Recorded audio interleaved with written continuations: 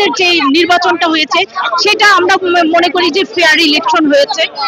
জাতীয় নির্বাচন যেটা সরকার গঠনে সেটা অবৈধ ছিল, যেহেতু এটা আমাদের সারা বাংলাদেশের মানুষই জানে এবং সারা বিশ্বের মানুষ জানে যে তারা কিভাবে অবৈধভাবে ক্ষমতায় এসেছে।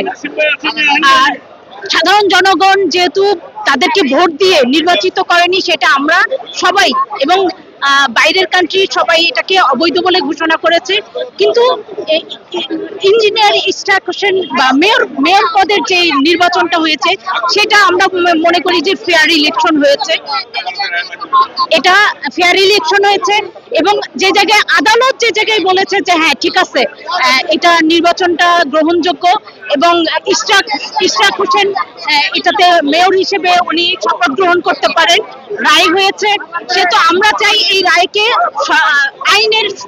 আইনকে সম্মান দেখিয়ে ইশরাক হোসেনকে অতি শীঘ্রই শপথ গ্রহণ করিয়ে তার ক্ষমতা তার হাতে ন্যস্ত করে দেওয়া হোক এবং আমাদের এই সিটি কর্পোরেশনে যে দুর্ভোগ চলতেছে, প্রতিনিয়ত যে সমস্যা হচ্ছে, সেটা যেন অতি শীঘ্রই তিনি সমাধান করতে পারে, তার হাতে সেই ক্ষমতা দিয়ে দেওয়া হোক, আমরা এটাই আশা করি।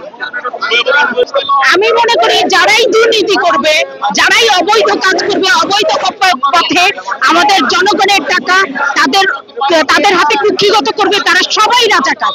শুধু রাজাকার সে 1971 সালে সেই যারা পাকিস্তানি হানাদার বাহিনীকে সাহায্য করেছে, আমি মনে করি শুধু তারা রাজাকার না, এবং তার সাথে এই এতটি বছর যুদ্ধ হওয়ার পরে, স্বাধীনতার এত বছর পরেও যারা সাধারণ জনগণের তাদের ক্ষমতা, তাদের অধিকার সবকিছুই যারা হরণ করেছে এবং যারা এতদিন পর্যন্ত যারা এই ক্ষমতাগুলোকে অপব্যবহার করে ক্ষমতা দখল করে রেখেছে, আমি মনে করি সবাই রাজাকার।